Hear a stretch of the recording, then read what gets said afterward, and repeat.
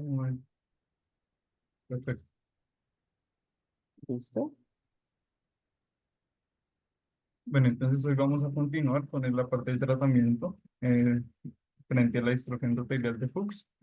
Entonces, vamos a dividir esta charla en varias partes. La primera es una breve introducción sobre los temas tratados en la anterior charla y posteriormente vamos a hablar en una primera instancia de tratamiento médico enfocado en el tratamiento sintomático y en los inhibidores de uroquinasa. En la segunda parte vamos a hablar de tratamiento quirúrgico enfocado en el contraste entre queratoplastia endotelial y penetrante, la desimetorrexis sin queratoplastia endotelial y los tiempos quirúrgicos de queratoplastia endotelial asociados a cirugía de catarata. Y por último, vamos a hablar de los nuevos paradigmas que son principalmente la terapia celular y la terapia genética. Entonces, primero vamos a hacer una breve introducción sobre lo que tratamos la clase anterior. Entonces, recordemos que la distrofia de Fuchs es un desorden genético de lenta evolución caracterizado por la degeneración progresiva del endotelio corneal bilateral que resulta en edema corneal y pérdida visual irreversible. Usualmente tiene un patrón de herencia autosómico dominante, aunque tiene una baja penetrancia y una baja expresividad.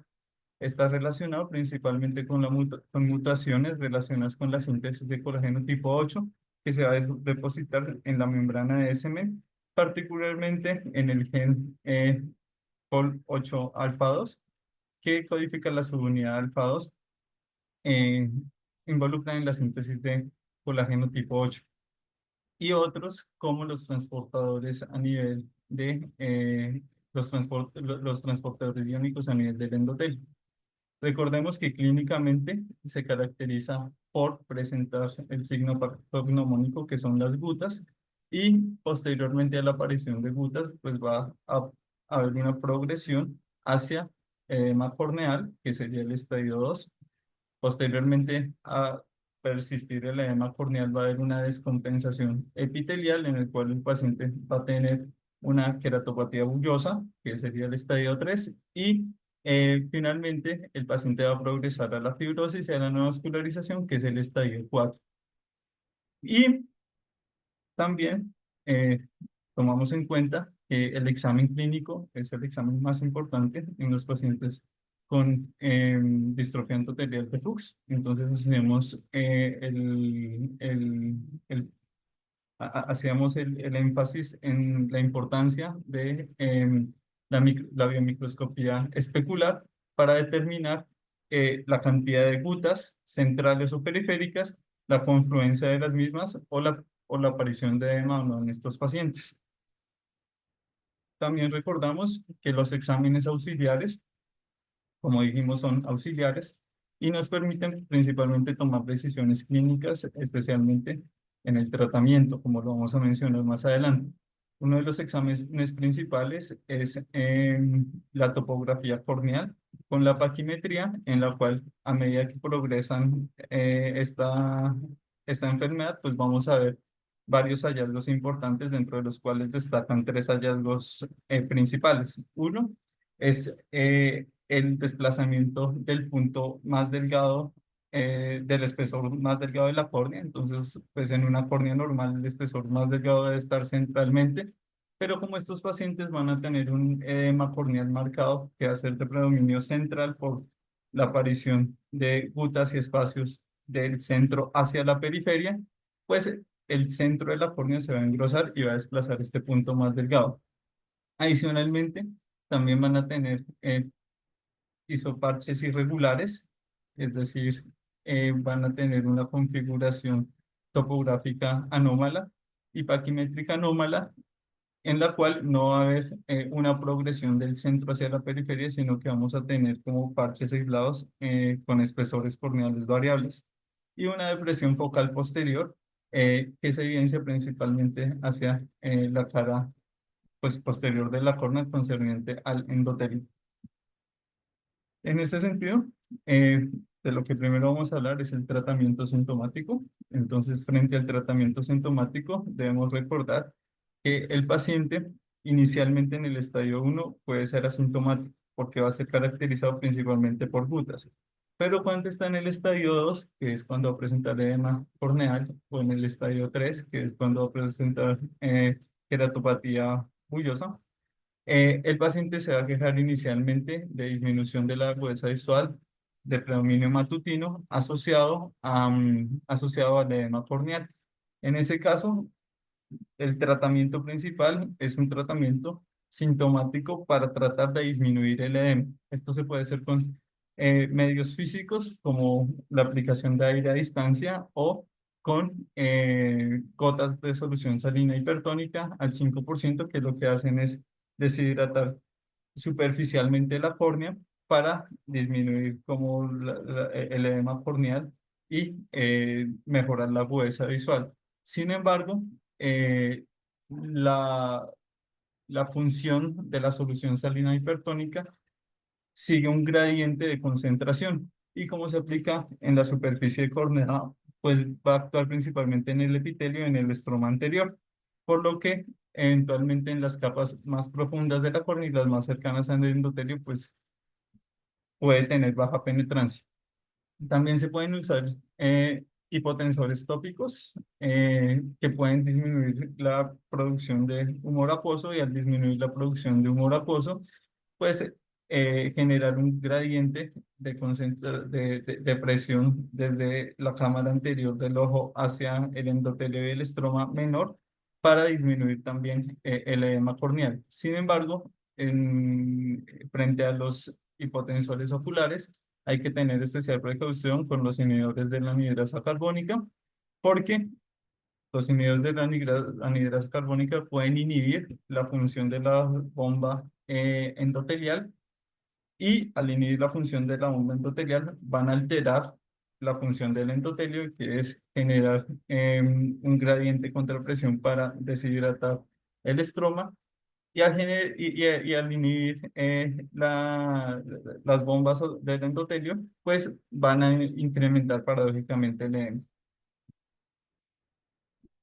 Adicionalmente, dentro de la terapia médica, en los últimos años también tenemos los inhibidores de roquinasa.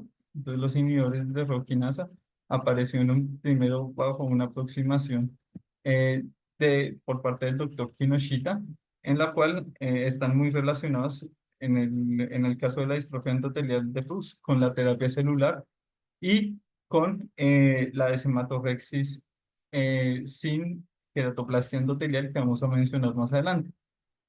Básicamente, los inhibidores de ROC promueven la adhesión celular endotelial y disminuyen la apoptosis. Entonces, roquinasa es una tirosin quinasa que está relacionada principalmente con la detención de la progresión del ciclo celular y esto lo logra a partir de una acción sobre los filamentos de actina y la polimerización de la actina. Entonces, lo que pasa es que la roquinasa va a estar acoplado a una proteína G y esta proteína G va a estar asociada a a una función de polimerización de la actina y adicionalmente a una contracción de las cadenas de miosina. Esto va a hacer que si actúa una roquinasa, la célula o ese tejido tienda a la contracción, a la adhesión celular y a la organización. Lo que se quiere o lo que se busca inhibiendo la roquinasa es precisamente disminuir esta señalización hacia la polimerización de la actina y a la función de la miosina celular para promover la migración celular y adicionalmente evitar una senescencia temprana de las células como ocurre normalmente en el endotelio.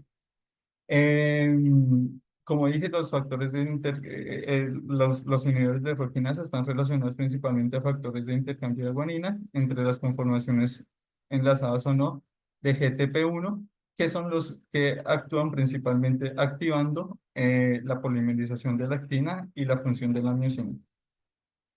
Por otro lado, frente a la roquinasa, las células a nivel ocular que expresan principalmente la roquinasa son dos, el endotelio y las células de la malla trabecular. En el endotelio están relacionadas principalmente con la migración celular y con la estructuralidad del tejido. Sin embargo, en la malla trabecular están relacionadas principalmente con la disposición para evitar la permeabilidad del humor acuoso de la cámara anterior hacia el canal de Schlemm. En este sentido, los dos compuestos principales que se han desarrollado, que es el ripazudil y el netazurdil, inicialmente tuvieron una aprobación principalmente para el uso en glaucoma, teniendo en cuenta principalmente el efecto sobre inhibir la roquinasa a nivel de la malla trabecular. Y de hecho, el ripazudil, pues primero fue aprobado en Japón y el netazurdil en Estados Unidos. Sin embargo, progresivamente en los estudios se ha notado que también tiene un efecto en el endotelio, como lo mencionamos, y en los últimos, en los últimos estudios de las nuevas terapias, entonces se han empezado o ya se están usando el ripazudil y el netazurdil, principalmente acoplado a otras terapias como lo es la desematorrexis sin queratoplastia endotelial o en la investigación relacionada principalmente con la terapia celular. Entonces, como dije, el mecanismo propuesto en la distrofia de Fuchs, aunque en paralelo con el mecanismo sobre las células de la malla trabecular relacionado con la actina y la miosina, la distrofia de Fuchs está relacionada principalmente al aumento de los niveles de ciclina E que suprime la fosforilación del inhibidor de la ciclina 1B, P27, y 115. Entonces, lo que hace básicamente es promover, como en la distrofia de Fuchs se alteran las células del endotelio que están a nivel central por las gutas, que van a sufrir predominantemente la apoptosis. El ripazudil y el netazurdil van a promover la migración de las células endoteliales del endotelio periférico hacia la zona central con el fin de restituir la función y el endotelio a nivel central. Por otro lado, entonces tenemos las terapias quirúrgicas. Entonces, dentro de las terapias quirúrgicas tenemos la queratoplastia penetrante, las queratoplastias endoteliales y adicionalmente la desematorrexis sin queratoplastia endotelial. Entonces acá tenemos dos aproximaciones principales. Básicamente, en lo que se ha dividido es que un paciente que tiene edema corneal clínicamente significativo o que eventualmente presenta una rápida progresión de las gutas y una aparición temprana de edema, se beneficia principalmente de queratoplastia endotelial si no ha progresado a un estadio 4, es decir, a presentar fibrosis o neovascularización corneal.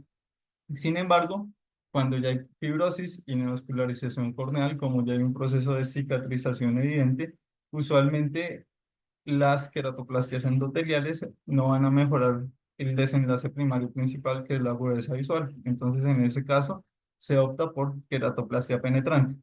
En el caso de la queratoplastia endotelial, entonces, pues empezó a estudiar principalmente desde finales del siglo pasado y lo que se hacía era principalmente hacer una desenmetorrexis con la toma de una lamela de espesor parcial del estroma posterior, que consistía principalmente en una capa o el endotelio, ¿sí? La membrana de semen y una capa de estroma eh, posterior. Esta configuración de las tres capas pues, es la base del DISEC. Y cuando esto se automatizó con un queratomo, pues se denominó DESAEC, que es la técnica automatizada. Progresivamente, después del DISEC, se empezó también a estudiar principalmente el DIMEC, en el cual solamente se toma el endotelio más la membrana de semen, de lo cual vamos a hablar más adelante. Entonces, en el DESAEC y en el DISEC se tiene una configuración de 3 capas que es de aproximadamente 50 a 150 micras.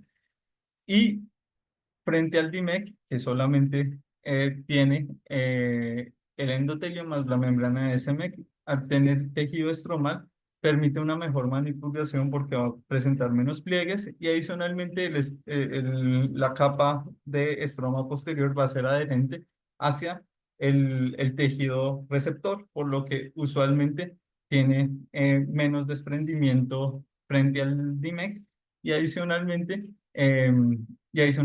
puede tener una mejor integración.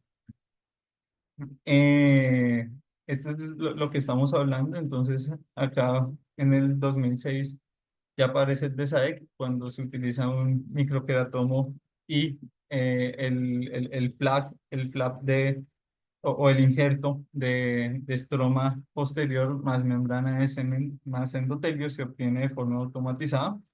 Acá podemos ver una paciente, cortesía del doctor Diego Marín, en la cual se realiza un DISEC acoplado a una cirugía de catarata, que lo vamos a ver más adelante teniendo una buena integración y unos buenos resultados posoperatorios. En el DIMEC, entonces tenemos que solamente se va a tomar la el endotelio y la membrana de semen a través de una desametofepsis de la córnea del donante. Y esta configuración del injerto va a ser de aproximadamente 15 micras. Usualmente tiene una manipulación más difícil porque al ser más delgado y al no tener estroma adherente, pues puede presentar plegamientos intraoperatorios. Sin embargo, frente al DISEC, usualmente la recuperación visual es más rápida y adicionalmente la tasa de rechazo es menor que el DSAEC o el DISEC, eh, y eventualmente muchísimo menor que la queratoplastia penetrante, de la cual vamos a hablar más adelante. Usualmente en estas dos técnicas, tanto el DSAEC como el DISEC, como el DIMEC, vamos a tener que no, pues frente a la queratoplastia penetrante, no van a tener una exposición ocular eh, porque no se o no se hacen incisiones de espesor completo. Van a tener una incisión periférica en la cual se va a eh, injertar el injerto, valga la redundancia, del donante y posteriormente a posicionar el injerto en la cámara anterior. Se va a inyectar aire o en las últimas aproximaciones o en las últimas avances, SF6, principalmente para generar un espacio que ancle el injerto hacia la córnea receptora y tenga una buena integración. Entre el SF6 y el aire, usualmente se prefiere el SF6 porque va a tener una absorción menos rápida que el aire. Entonces, al tener una absorción que es más lenta, entonces va a tener un mayor tiempo de permanencia en la cámara anterior. Y al tener un mayor tiempo de permanencia en la cámara anterior, pues va a tener un mayor efecto de presión del injerto sobre la córnea receptora. Por último, la queratoplastia penetrante. Entonces, al ser pues un procedimiento mucho más,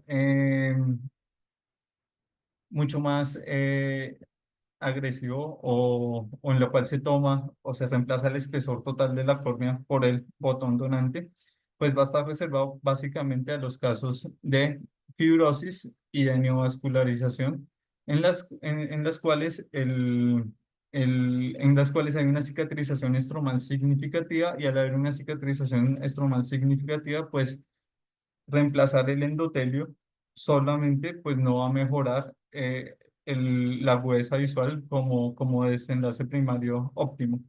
En este caso, pues lo que se realiza es tomar una córnea donante y a partir de un trépano, pues sacar el injerto que va a ser de espesor total y reemplazar la córnea central, más o menos 8 milímetros, eh, en la córnea receptora y eventualmente esperar la integración entre la, el DIMEC, el DESAEC y la queratoplastia penetrante, pues cada una va a tener sus indicaciones.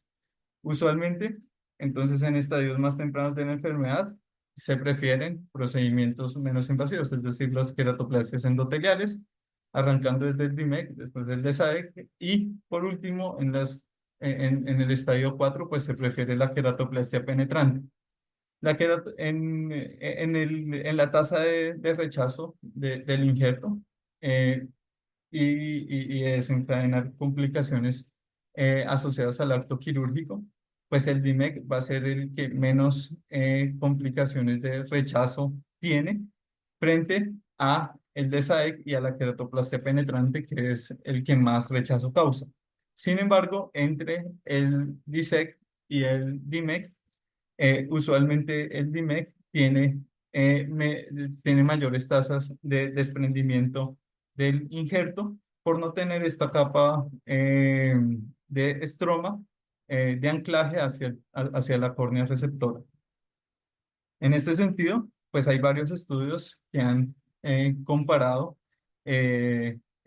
comparado los resultados de estos diferentes tipos de queratoplastia. Este artículo, realizado por el doctor Van Rock en el Hospital Ocular de Rotterdam, comparó diferentes técnicas. Acá comparaban principalmente queratoplastia penetrante convencional, en el cual se tienen los cortes verticales, queratoplastia endomo, en los cuales se tienen estos cortes que están expuestos a la derecha, y de SADC, con un seguimiento a 10 años. Entonces fue un estudio unicéntrico que fue desarrollado en el Hospital de Rotterdam con un seguimiento de 10 años, del 2002 al 2013, y los datos se tomaron a partir del registro que se hace en la Base Nacional de Trasplante Corneal de los Países Bajos. Este estudio tuvo principalmente, o tuvo 171 casos de queratoplastia penetrante convencional, 91 casos de queratoplastia penetrante endomo posterior y 459 casos de ESAEC. En la imagen superior derecha vemos principalmente los casos a través del tiempo. Entonces vemos que a nivel, pues a medida que progresan los años en esa institución, pues se empezaron a realizar eh, más queratoplastias por DESAEC posteriores, y menos penetrantes. Y frente a los resultados, entonces se evidenció que la agudeza visual mejor corregida preoperatoria era mejor en el DESAEC que en la queratoplastia penetrante estándar y endomo. Esto pues es un resultado previsible porque eventualmente los pacientes que se llevan a queratoplastia penetrante son los que tienen fibrosis y neovascularización. Es decir, son los que están en el estadio 4 de la enfermedad, y al tener cicatrización, pues se espera que tengan menor agudeza visual preoperatoria. Eh, y cuando miran la agudeza visual posoperatoria, entonces también pues se encuentran el mismo resultado, que la agudeza visual posoperatoria es mejor en el DESAEC que en las queratoplastas penetrantes. Esto puede ser interpretado de dos formas. Entonces, la primera es básicamente porque un paciente que tiene un menor estadio de la enfermedad, que se lleva a DISEC, pues eventualmente tiene un menor, y que adicionalmente él dice que tiene una mejor integración a nivel posterior, pues va a tener por la misma técnica quirúrgica y por el estadio de la enfermedad una mejor agudeza visual posoperatoria, pero también puede ser interpretado a partir de la técnica quirúrgica, porque pues la queratoplastia penetrante pues va a inducir mayores grados de astigmatismo posoperatoria que las queratoplastias endoteliales.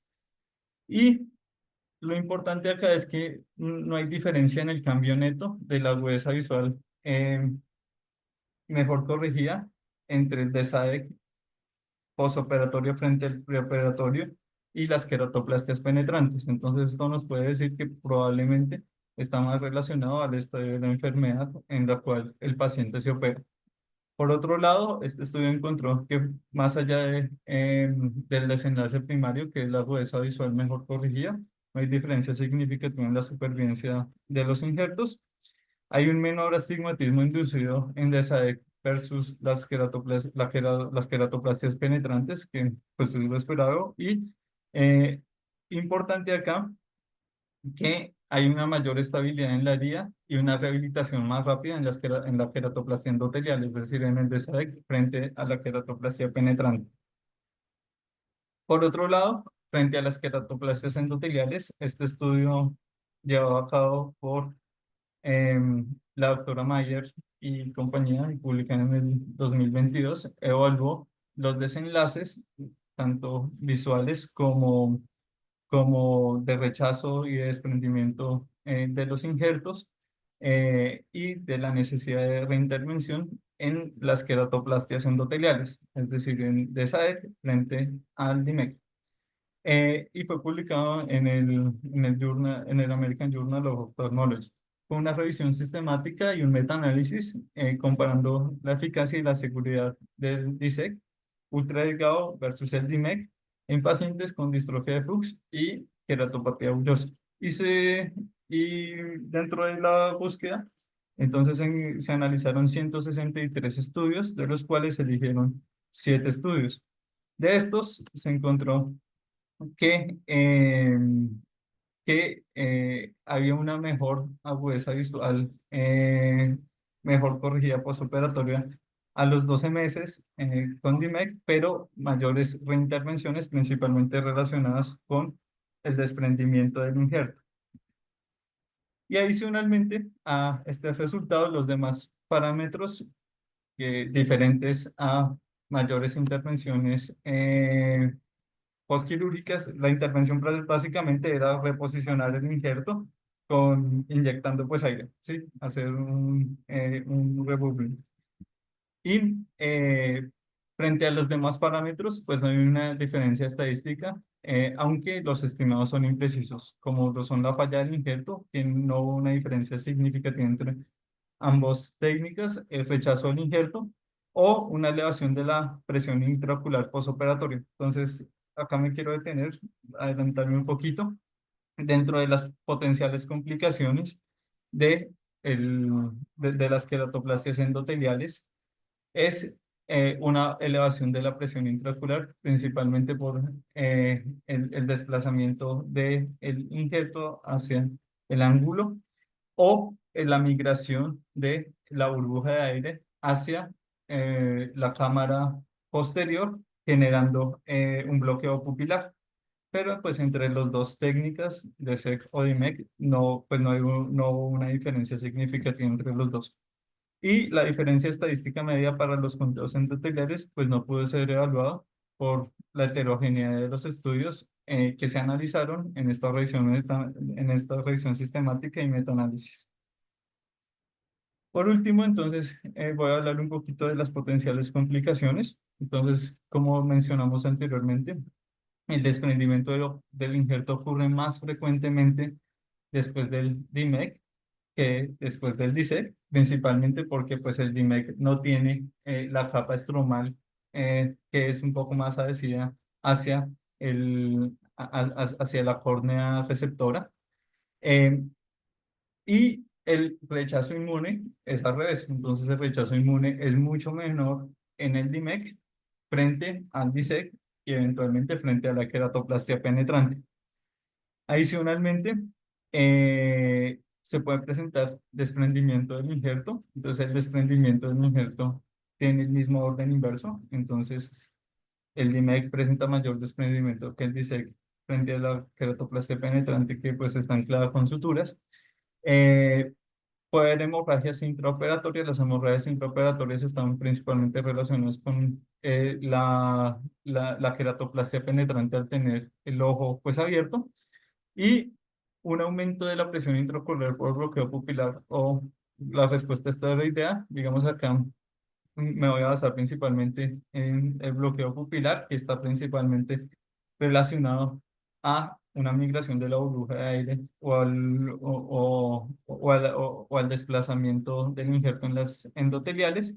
Y respuesta a esta idea, pues principalmente relacionada con las queratoplastias penetrantes. Son dos mecanismos fisiopatológicos diferentes que podrían producir aumento de la presión intraocular frente a uno u otro tipo de queratoplastia. El síndrome de Urtz-Zavaria, que está principalmente relacionado con un aumento de la presión intraocular que podría llevar a glaucoma, asociado a un bloqueo pupilar por sinequias posteriores con el uso de midriáticos posterior a una queratoplastia penetrante o endotelial, falla primaria o secundaria del injerto, opacidad de lentes intraoculares o mamacular. Y adicionalmente, la tasa de supervivencia del injerto a los 5 años y la tasa de pérdida de células endoteliales después de ambos procedimientos pues parecen ser similares. Finalmente, o más bien continuando, ¿sí? Tenemos el DWEC. El DWEC es una desematorrexis en la cual se remueve la descemen y el endotelio de la parte central de la córnea, que es la que está afectada principalmente por las glutas y por la distrofia de Fuchs, pero no se hace una queratoplastia endotelial, es decir, no se pone un injerto de un donante, sino que solamente se hace la desematorrexis y usualmente esto se puede acompañar con un inhibidor de roquinasa como el ripazudil. Entonces acá es importante tener en cuenta que lo básico para el DWEC es que en la distrofia endotelial sobre el cual se vaya a utilizar, en este caso pues estamos hablando de Fuchs, pero sobre la distrofia endotelial en la cual se utilice, pues debemos tener un endotelio que periféricamente sea un endotelio sano. ¿Por qué? Porque la base del DWEC es que las células endoteliales periféricas van a migrar hacia el centro, eh, hacia el centro donde se hizo la hematorrexis y van a reconstituir el endotelio. Entonces, pues debemos tener un endotelio periférico sano. El DWEC se desarrolló principalmente con varias observaciones y se desarrolló principalmente en los casos de queratoplastias endoteliales en los cuales se desprendía el injerto. Entonces empezaron a observar casos en los cuales se desprendía el injerto, pero aunque se desprendía el injerto, había un aclaramiento corneal posteriormente sin la implantación del mismo. Entonces esto llevó a pensar de que había un mecanismo fisiopatológico que a pesar de que no hubiese un injerto ahí, pues había una migración celular periférica para lograr cubrir el defecto. Em, Hay varios estudios, uno de los principales es el del doctor Moloney, que son series de casos. Había un interés creciente del mismo, pero digamos, hasta ahora como que no se ha estandarizado mucho. Hay, digamos, una relativa ausencia de predictibilidad, aunque con el paso de la experiencia tenía un mayor apoyo y usualmente, como se necesita una migración celular del de las células endoteliales periféricas hacia el centro de la córnea, pues se suele asociar con un inhibidor de roquinasa. Eh, las tasas de recuperación son variables, aunque usualmente son buenas, como lo vamos a mencionar en el siguiente estudio. Y usualmente se usa en pacientes con buenos recuentos endoteliales periféricos. Acá tenemos a una paciente que tenía una distrofia de Fuchs y fue tratada con un DWEC asociado a ripazudil con un posterior aclaramiento corneal después del tratamiento. Adicionalmente también tenía una catarata y pues también fue llevado a FAP. Estos pacientes que estoy mencionando fueron atendidos por el doctor Morin, entonces le agradezco ahí la cortesía con las fotos. Yo Eh, quiero interrumpir aquí un momentico y precisamente preguntarle a Diego, eh, Dieguito, con respecto a estas fotos que está mostrando aquí Andrés, Eh, en este procedimiento, ¿o qué indicación tienes tú para el DIUEC en estos pacientes que tienen una catarata significativa, que no tienen una descompensación endotelial pues clara, porque pues es difícil practicar la cirugía de catarata en sí, en este tipo de pacientes con córnea opaca y posteriormente seguir con este procedimiento de DIUEC? ¿En qué casos lo has hecho? ¿Qué tanta casuística? Porque entiendo pues que no es la primera alternativa. Y qué resultados has visto con y sin Ripasuni, porque a veces Ya. no es fácil conseguirlo, etcétera. Ajá. Felipe, ¿tú tienes el conteo endotelial de esta paciente? No, ¿Tienes las fotos ahí? no, del contenido Bueno, en este caso, esta paciente tenía yo le había hecho un trasplante endotelial del ojo contralateral y esta fue una de mis primeras pacientes porque en el ojo contralateral le hice un trasplante endotelial, tuvo un desplazamiento del botón y en el área donde se desplazó se cubrió con endotelio, quedó transparente, no quedó de manera donde se desplazó. Esto fue en 2017, cuando fue la primera sesión de pancórnea, y entonces me vine con la idea y se le hizo al paciente un recuento endotelial periférico que tenía en 2 cuadrantes un recuento mayor de 1200, pero en los otros 3 se le hizo 5 puntos, en el centro era un recuento no valorable. Entonces decidí como primera opción hacerle esto y advirtiéndole que si no funcionaba, pues hacíamos un trasplante endotelial como en el otro ojo. La verdad es que funcionó muy bien y la paciente lleva varios años con córnea transparente. Entonces yo pensaría que si bien no es la primera opción que consideramos, debería ser la primera opción en pacientes con córnea con buen recuento periférico y muy mal recuento central. Eh, ya que vamos a entrar a hacer cirugía de catarata, hacer la desemetorrexis es muy fácil y lo siguiente es colocar el Ripasudil. Ahora, estos son pacientes que a veces los programamos de bien sea secuencial o simultáneo que van para endotelial y cirugía de catarata. Entonces, yo creo que un paciente de estos, y insisto en esto, con un recuento periférico, pues no son la maravilla, pero pues más o menos bueno que se vea. Y un recuento ¿Cuál sería endotelial el límite, central. Dieguito, cuál sería el límite de recuento periférico? ¿Sí? O para poder tener Mercedita, uno en haceme cuenta una esta pregunta indicación. más fácil porque yo tampoco Pero tengo demasiada experiencia en esto. Eh, estabas hablando de 1200 células más o sí, menos esta paciente tenía más de periférico. 1200 en 2 cuadrantes. Ok, De los 5 puntos tenía más de 1200 en 2 puntos. Y es una paciente que yo se lo planteé y cuando lo he hecho se lo planteo a los pacientes. Usted necesita un trasplante endotelial. Hagamos esto a ver si aplazamos el trasplante endotelial. Y esa es, digamos, como mi la oferta de valor con premisa, los sí. pacientes. En Entonces, las, si en las, podemos, sí, si perdón. podemos aplazar el trasplante endotelial es ganancia. Si no se puede aplazar, pues hay que hacerlo y se hace. Correcto, correcto. Pero Y en yo estos creo casos, que esto debería volverse la primera alternativa en estos pacientes con estas características. ¿qué tamaño de semetorrexis? Porque tampoco debe ser tan grande.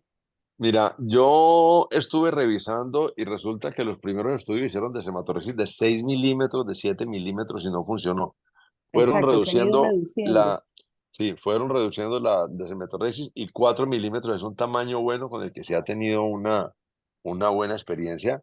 Estudios de los que se han mostrado muestran que funciona más o menos en el 66% de pacientes, 2 de cada 3, lo cual no es malo. Entonces no puede uno, digamos, ofrecer más allá de lo que realmente espera que va a dar esto. Entonces, en algunos pacientes probablemente funcione, en otros no. Y aquí hay una advertencia que yo quiero hacer para todos. Yo frené de hacer esto porque esto no es un procedimiento todavía estandarizado, aceptado. Y los pacientes que he hecho, que son muy poquitos, me ha ido bien, pero por consejo del abogado me dijo, el día que un paciente le vaya mal y lo quiera poner en problemas, lo hace facilito. O Por sea eso que tú les lo hago firmar pondrías, de que si no funciona, igual él va a necesitar, que va a necesitar un trasplante endotelial y que hacemos esto como una medida de ver si lo podemos aplazar. Entonces, eso está en el consentimiento perfecto. informado. En los pacientes que tienes de DIUEC, ¿en todos has usado ripasudil o netazurdil? Ripasudil en todos. Ripasudil. No he vuelto a hacer porque no he podido conseguir el ripasudil Sí, nuevamente. es muy difícil. Ok. Pero creo yo que es una alternativa que vale la pena. No, pues Daniel bastante. Garcerán, que fue alumno del doctor Moloni, Daniel tiene experiencia con esto y entonces Daniel yo creo que nos puede ampliar porque él sí ha tenido muchísima experiencia con lo que hizo el doctor Moloni. ¿Ok? No está Daniel aquí. estará por allí, ¿no No, está? no está presente. Acá estoy revisando y Daniel no. que fue alumno directo de uno de los pioneros. ¿En Bueno, pero cuánto me tiempo parece de esos una poquitos alternativa muy casos interesante. ¿Mm? notaste repoblamiento endotelial? Porque Sí, normalmente la literatura habla de 3 meses más o menos mira, como para esperar el el aclaramiento varía. Tuve pacientes que aclararon a los 15 días hasta una paciente que se aclaró al mes y medio. El Ujú. sufrimiento mientras se aclara es enorme, pero la verdad es que los cambios de población endotelial son muy interesantes. Y hablo de pacientes que pasaron de células no valorables a 1.000, 1.100 en el centro. No son Maravilloso. ya a 800, 600 y que se han mantenido en el tiempo. Entonces aquí cabe anotar lo que comentamos la charla pasada, y es que en general no es solamente el número de células endoteliales, sino que aparentemente hay algunas poblaciones endoteliales que tienen mejor función y con menos células mantienen una córnea transparente.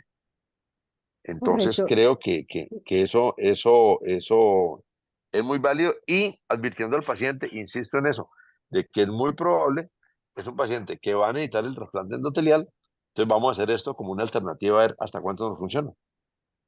Perfecto. Incluso me parece que 6 semanas, que es lo que dices que se demoró en repoblar la que más se demoró, es poquito. Me parece que eso es un tiempo maravilloso, e incluso con el ojo contralateral de esta paciente que estás mencionando, que se corrió el injerto y de todas maneras se aclaró en ese sitio. Sí, se Eh, aclaró, se corrió un poquito, como era un injerto grande, se corrió un ajá, poquito, pero en la foto se alcanza a ver hasta dónde llegó la desmetorrexis y cómo se aclaró ese pedazo. claro, por migración. Entonces, Ajá, el mecanismo de injuria endotelial puede ser per se el único estímulo para la migración endotelial, para que esas células de la periferia que están en esa zona de transición se activen. ¿Sí? Y obviamente, pues la adición del inhibidor de la roquinasa puede ayudar, pero sin ella también puede que el sí, mecanismo se pero creo dispare. que es un riesgo que no vale la pena correr.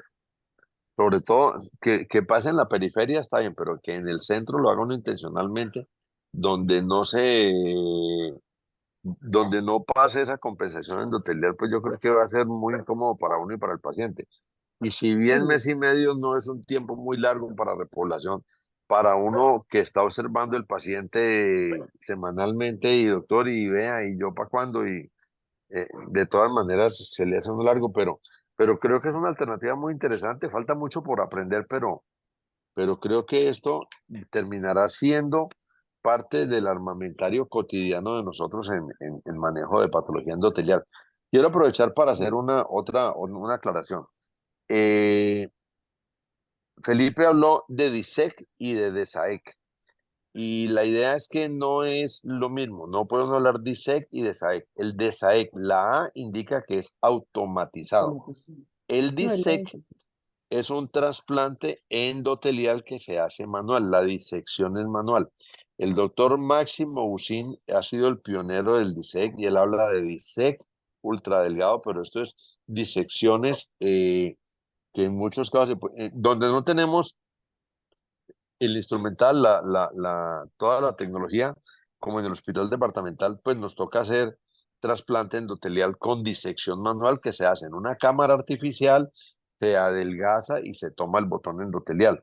Entonces, digamos, no es indistinto hablar de DISEC y de SAEC. ¿Ok? La A es automatizado. Y la otra opción que hay, hablando de las opciones de trasplante endotelial, es el FENTO, que el FENTO de SAEC es hacer el corte justamente con femtosegundo.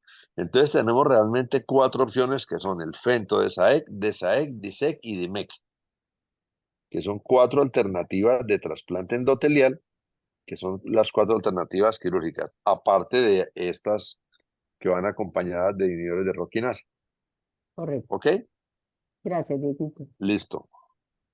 Sigue, Felipe. Continúa, Andrés Felipe. Listo, gracias, doctor. Entonces, este estudio, pues, fue uno de los estudios pioneros. Fue realizado por el doctor Moloney y compañía, asociados de la Universidad de Sydney. Y en este estudio lo que se realizó fue un DIGWEC en un esquema de serie de casos consistente en 11 pacientes con distrofia de Fuchs con síntomas visuales. Entonces, lo que hacían era o la intervención principal acá fue una hematorresis central que no excedía los 4 milímetros. Y acá, pues, el criterio de exclusión, como se mencionó, era tener un recuento de células endoteliales periférico menor a 1000, porque la base de un DWEC es que migran las células endoteliales periféricas hacia el centro de la córnea y tener edema corneal central. Por otro lado, lo que se hacía era dinámicamente mirar el aclaramiento corneal. Entonces se le dan a los pacientes un plazo de 2 meses para realizar el aclaramiento corneal. Si no se alcanzaba el aclaramiento corneal, entonces se intentaba una terapia de salvamento con ripazudil, y si no funcionaba la terapia de salvamento con ripazudil, pues se hacía una queratoplastia endotelial. Entonces, de los pacientes analizados, 9 de 12 ojos, pues fueron 11 pacientes, pero 12 ojos, uno fue los dos ojitos, presentaron aclaramiento corneal espontáneo entre los meses 2 y 6.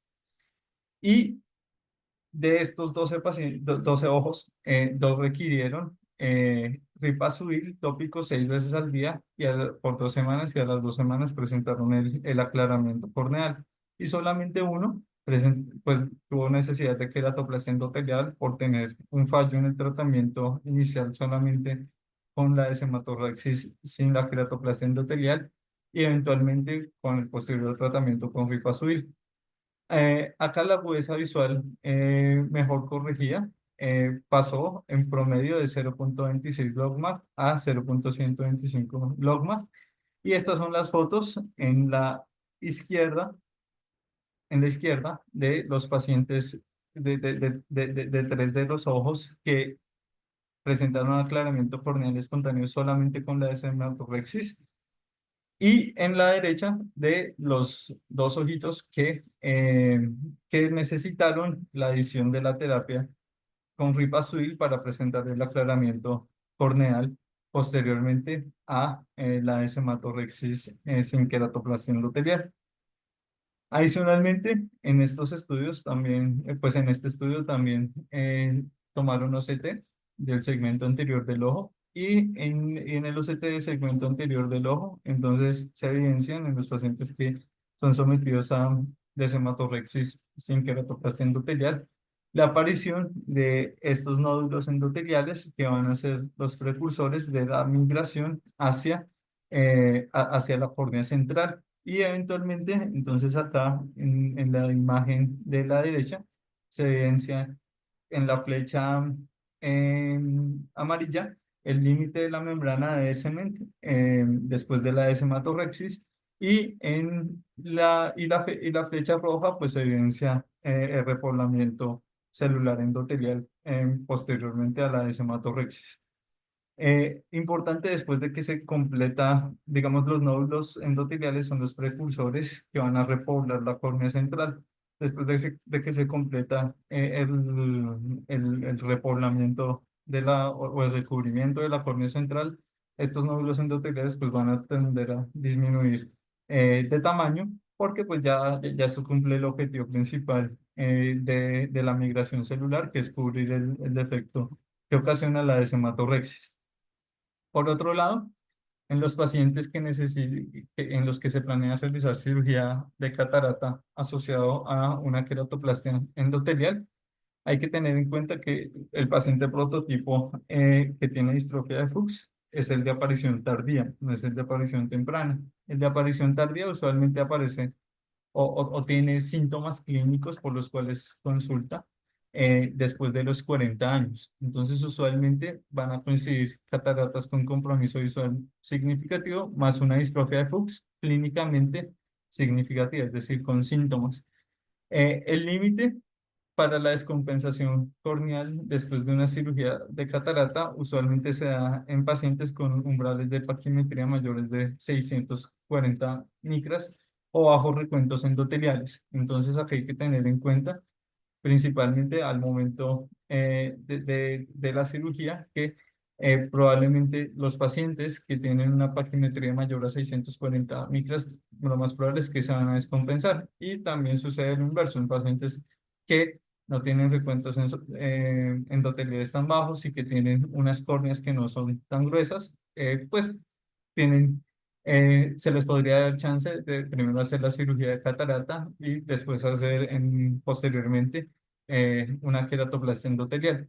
Sin embargo, este límite paquimétrico debe ser también considerado por precaución por las variaciones de los valores de base dentro de la población normal y adicionalmente teniendo en cuenta que el edema en los pacientes con distrofia de Fuchs va a cambiar durante el día, que va a ser principalmente más prominente matutinamente que vespertinamente. Entonces, digamos, dependiendo del momento en el que se haga la topografía y la paquimetría de este paciente, pues puede cambiar el espesor. En este sentido, hay dos aproximaciones. Hay tres aproximaciones. Entonces, la primera es hacer la cirugía de catarata antes de la queratoplastia endotelial. Esta aproximación aplica pues principalmente en pacientes con distrofia de Fuchs temprana con una catarata visualmente significativa. Acá los pacientes con distrofia de Fuchs moderada severa tienen un riesgo incrementado de descompensación corneal y probabilidad de un 20% de necesitar una queratoplastia endotelial. Entonces, digamos, esta aproximación se basa en los pacientes con una distrofia temprana, estadio 1 o 2 muy temprano, que su principal disminución de la agudeza visual no es por la descompensación corneal que eventualmente podría causar la distrofia de Fuchs, sino por la catarata. Y acá pues se hace una técnica de escudo, principalmente con viscoelástico cohesivo y dispersivo para proteger ese endotelio eh, alterado del paciente con la distrofia de Fuchs temprana. La segunda aproximación es realizar queratoplastia endotelial antes de la cirugía de catarata, y este es el paciente inverso, ¿no? Entonces, el paciente menor de 50 años con distrofia de Fuchs visualmente significativo, con un cristalino prepresbita, es decir, que sus síntomas visuales o su disminución de la agudeza visual está más relacionada con el edema corneal asociada a la descompensación endotelial por el flux que por la catarata y una cámara anterior profunda. Esto es muy importante porque los pacientes que tienen flux cristalinos con opacidades no tan avanzadas, pero cámaras estrechas, pues pueden descompensarse fácilmente. Entonces, usualmente ahí se puede optar por una cirugía combinada. Se ha observado que la progresión de la catarata se da en 76% de los pacientes dentro de los 12 meses posteriores a la queratoplastia endotelial. Esto también está muy relacionado pues a la visualización necesaria eh, que se debe tener eh, para realizar pues, la cirugía de catarata. Y el objetivo es la optimización de las medidas queratométricas con mejoría en la precisión de la selección del poder del lente intraocular posterior a la integración del injerto y adicionalmente a la integración del injerto y adicionalmente pues a la evolución eventual de la catarata. Y la tercera aproximación es el procedimiento combinado de cirugía de catarata y queratoplastia endotelial. Entonces, por esto usualmente se opta en pacientes con distrofia de Fuchs moderada, más catarata visualmente significativa, y también en pacientes con cámaras anteriores estrechas en los cuales al realizar la cirugía de catarata se puede descompensar fácilmente el endotelio. O al hacer la queratoplastia endotelial se puede o aumenta el riesgo de formación de catarata posoperatoria. Entonces, en estos pacientes, una aproximación quirúrgica combinada puede ser más conveniente y costo efectivo. En este sentido, en este estudio eh, realizado por el doctor Mukija y compañía, adscritos al Hospital Ocular de Sussex, en Inglaterra, se realizaron una revisión de la literatura y un metaanálisis de comparación de los desenlaces de DIMEC asociados a la cirugía de catarata en pacientes con distrofia de Fuchs en tres ramas principales. Uno, cuando se realizan las dos cirugías combinadas. Dos, cuando se realiza el DIMEC antes de la cirugía de catarata. Y tres, cuando se realiza el DIMEC después de la cirugía de catarata. Se incluyeron dos estudios que en total analizaron 1932 ojos. 5 de ellos analizaron la categoría 1, es decir, cirugía de IMEC con cirugía de catarata.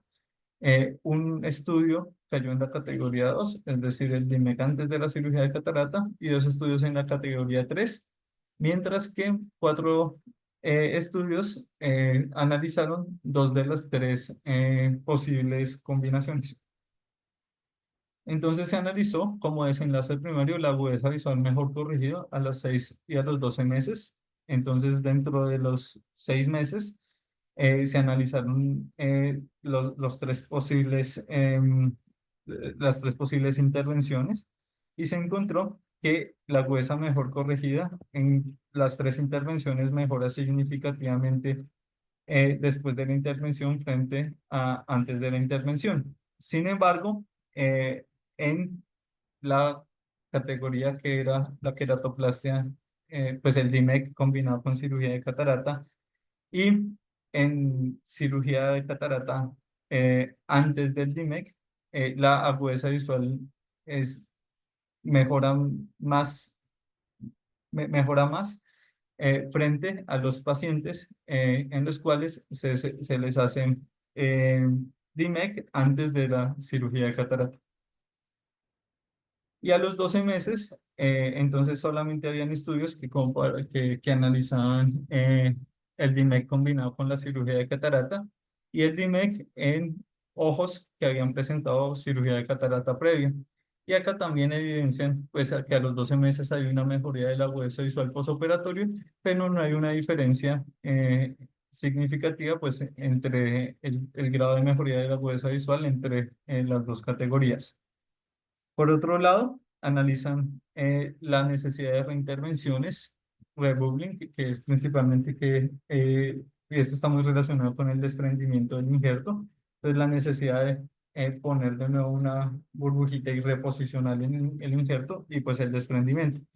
Y lo que evidencian es que el desprendimiento pues, del injerto es mucho menor en pacientes que no han sido sometidos a cirugía de catarata frente a los pacientes que presentan el procedimiento combinado o los pacientes que tienen cirugía de catarata previa.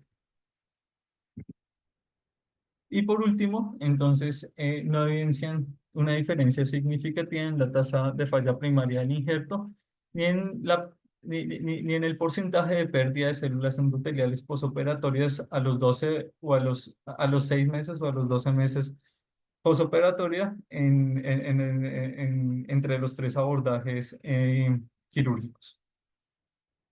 También evidencian que los 3 abordajes quirúrgicos tienen una disminución del espesor corneal central, que es lo esperable después de la adecuada integración del injerto y de la disminución del edema corneal, pero ninguno tiene una disminución estadísticamente significativa mayor que cualquiera de las dos otras intervenciones.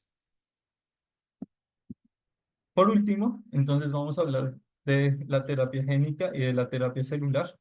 Queda un poquito, bueno, vamos a hablar un poco de la terapia celular y de la terapia génica. Entonces, eh, son las dos nuevas alternativas que están en estudio, aún no tienen como aplicación clínica sistematizada, pero se está estudiando principalmente en modelos animales. Entonces, de lo que primero vamos a hablar es de la terapia celular. Entonces, la terapia celular, hasta el momento del estudio, tiene dos estrategias in vitro de proliferación o de cultivo celular y dos estrategias de implantación. Entonces, las dos estrategias in vitro están basadas principalmente en expansión de las poblaciones celulares nativas. Entonces, en esta primera estrategia lo que se hace es tomar poblaciones celulares endoteliales de la córnea periférica del mismo paciente, en este caso, pues ratoncitos, y cultivarlas en medios de cultivos enriquecidos para que estas células endoteliales empiecen a proliferar. Y la segunda estrategia es tomar poblaciones de células pluripotentes que no son nativas del endotelio y expandirlas y diferenciarlas in vitro. Posteriormente a esto, entonces lo que se está estudiando es que eventualmente debe haber un filtrado de células. El filtrado de células se hace principalmente por cell sorting, por citometría de flujo con sorting, para diferenciar las poblaciones que son puramente de células endoteliales, de poblaciones acompañantes como fibroblastos, y después de que se realiza una separación de las células cultivadas, entonces se puede proceder a la implantación de dos formas diferentes. El primero es, como está mostrado en la imagen, es inyectar directamente las células endoteliales en la cámara anterior para que eventualmente pues, migren hacia las zonas eh, de zonas de defecto endotelial. Y dos, acoplar las células a una matriz y esa matriz eventualmente es la que se injerta a nivel de la cámara anterior para que tenga pues una adecuada integración en las zonas eh, con las gutas. Importante acá, pues esto hasta ahora está en estudio, digamos, está en estudios principalmente de seguridad en modelos animales porque, porque digamos, lo que se ha especulado es que podría tener cierta limitación en la medida en que al ser células pluripotentes que se cultivan y que después se diferencian, o células endoteliales en las cuales se aplica factores de crecimiento, pues podrían presentar un eventual crecimiento tumoral, lo que puede generar neoplasias intraoculares. La otra aproximación que ha tenido este tema es principalmente relacionado con la terapia génica. Entonces, la terapia génica se basa principalmente en la modificación postnatal de los codones de inicio eh, relacionados a la subunidad alfa del gen del colágeno tipo 8 que es el que está mutado en la mayoría de los pacientes que tienen pues distrofia de Fuchs. Y en este sentido, lo que o la aproximación que se ha buscado, ¿sí? Es generar un knockout del codón de inicio del gen para impedir la transcripción eh, del gen anómalo y en consecuencia impedir la formación de proteína anómala que está relacionada con la alteración de la microestructura de la membrana de Semen. En este sentido, digamos que la aproximación más actual es con CRISPR-Cas. CRISPR-Cas usualmente, o digamos ya se está usando en muchas patologías desde un punto de vista antenatal en los modelos animales, pero teniendo en cuenta que usualmente en las patologías en las que se está usando son células que eventualmente eh, van a seguir proliferando eventualmente.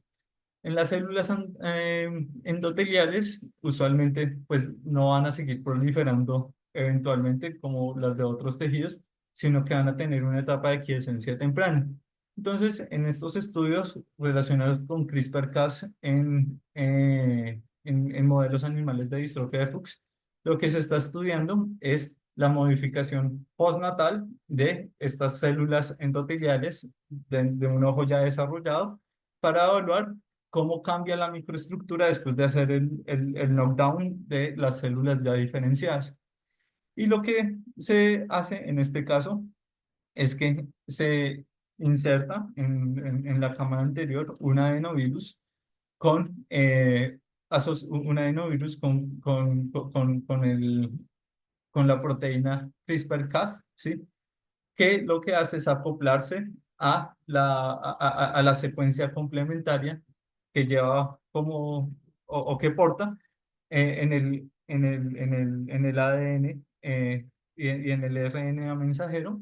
Y esto lo que hace es generar, después de que se acopla a la secuencia complementaria del codón de inicio del gen mutado, generar un splicing, un corte para generar un knockdown posterior.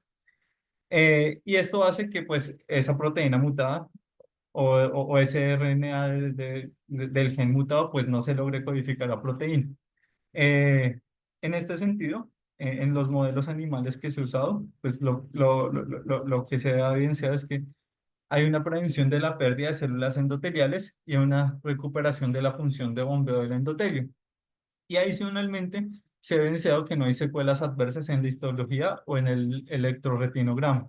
Entonces, acá podemos ver en este estudio relacionado por el doctor Ubehara y compañía, que en ratones, que son modelos para distrofia de Fuchs, entonces se realiza un primer cribado, ¿sí? De un knockdown a partir de CRISPR-Cas del gen o del codón de inicio del gen mutante del colágeno tipo 8 subunidad alfa 2. Y después de que se realiza el knockdown, entonces ellos miran en cortes histológicos y en cortes histológicos dos cosas. La disposición de la expresión de el colágeno aberrante y la microarquitectura del endotelio. Entonces, en las imágenes de la izquierda, miran en las córneas de los ratones, en los cuales no se realiza ninguna intervención, es decir, los que tienen mutado el colágeno 8 subunidad alfa 2, la disposición de la membrana de semen y el endotelio, y en aquellos que tienen, el splicing o el knockdown a partir de CRISPR-Cas, que son los de la mitad o los de las imágenes inferiores. Entonces, en este se evidencia que pues, la membrana de semen va a tener una mayor pigmentación, que es una mayor concentración de colágeno aberrante.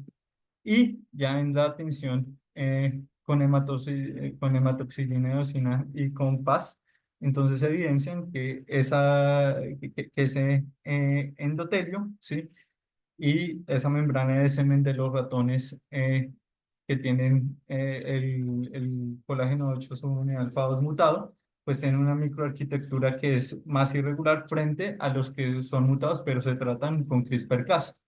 Y cuando miran la microarquitectura del endotelio, entonces evidencian que aquellos ratones que son el modelo mutante, pero que no son tratados con CRISPR-Cas, pues tienen una microarquitectura muy alterada frente a los que eventualmente son tratados con CRISPR-Cas, que tienen una mejor hexagonalidad y un menor polimegatismo de esas células endoteliales.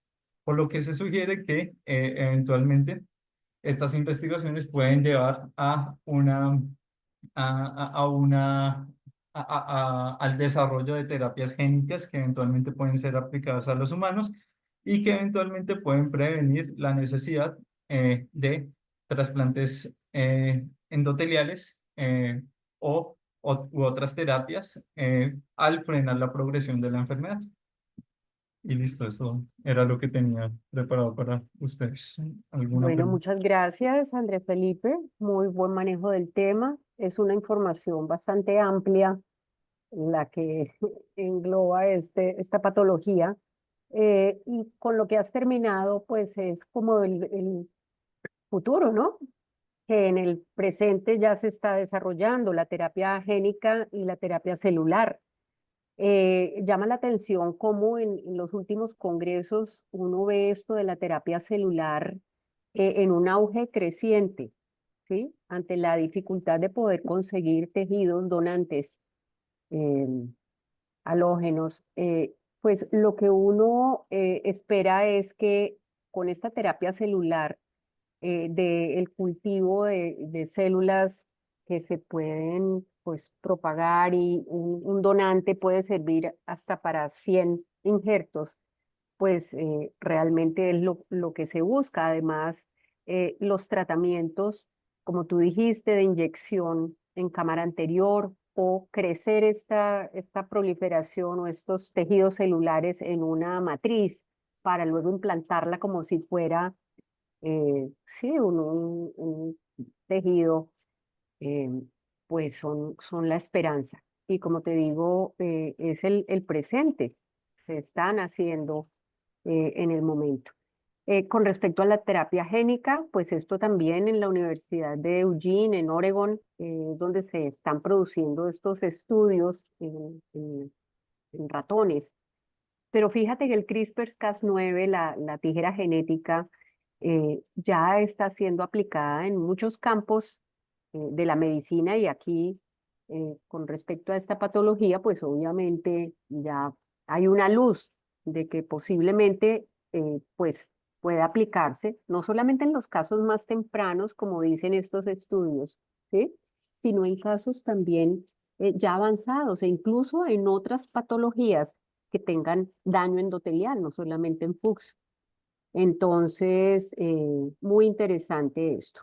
Se quedó entre el tintero una pregunta de la doctora Olga Rubio que dice, ¿hay un nivel de megatismo límite estudiado para el aclaramiento corneal? No, no entiendo bien la pregunta, pero si la idea es que si hay una asociación entre el polimegatismo con, la función corneal, eh, la verdad es que yo no he leído que haya, digamos, un nivel en el que uno dice por encima de tanto porcentaje de polimegatismo, uno tiene una disminución en la función. De hecho, en la clínica nosotros vemos pacientes que tienen un polimegatismo supremamente incrementado, ¿sí? Y la función de esa córnea se mantiene. Incluso vemos pacientes que no podemos contarles células endoteliales centrales y paracentrales y mantienen sus córneas transparentes. Entonces, tal vez la respuesta sería, no sé, primero, en las publicaciones no lo he leído, y la verdad no suele haber una asociación directa entre lo que uno ve en estos exámenes de microscopía especular y la función directa de estas córneas. ¿Alguna Merceditas, intervención? Adelante. yo quiero un par de puntos. Uno, con respecto al polimegatismo, hay que tener en cuenta que el polimegatismo es secundario a la pérdida celular. Entonces, digamos que va de la mano uno con otro. Y para medir función endotelial hay un examen que es la fluorofotometría, que lastimosamente no la tenemos.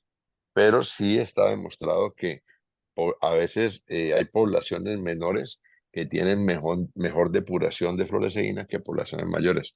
Entonces, el número o la densidad endotelial no es el absoluto para determinar qué córnea va a funcionar y cuál no. Y segundo, quiero hacer una cuña en nuestro congreso de la Clínica de Oftalmología que va a ser en marzo del año que viene. Vamos a tener la presencia del doctor Quesada. El doctor Quesada es del Salvador y él está en uno de los centros que está aprobado para investigación en terapia celular. Entonces va a venir pues a compartirnos todo lo que se está haciendo y se está haciendo aquí cerquita de Colombia y en nuestro idioma, entonces creo que vale la pena escucharlo. Realmente es un tema muy, muy interesante, lo de la terapia celular, y que el futuro definitivamente va a ser ese. Entonces, Así es, invitadísimos todos al Congreso de la Clínica en marzo del 2025. claro que sí. Gracias, Bueno, Felipe. Gracias, doctor. gracias por el desarrollo del tema, de nuevo, por las intervenciones. Les comparto el tema de la siguiente semana, que es quemaduras corneales. Tenemos en este momento al residente de la Universidad Javeriana de vacaciones, el entrante es el doctor Alejandro Rosales. Entonces, aquí nuestro residente de la Universidad del Valle seguirá encargado de los dos siguientes temas. Como les digo, quemaduras corneales para el 24 de julio y para el 31 de julio cicatrización corneal. Bueno, a todos muchas gracias por su asistencia y nos encontramos la próxima semana. Que tengan feliz resto de día. Feliz día a todos. Gracias.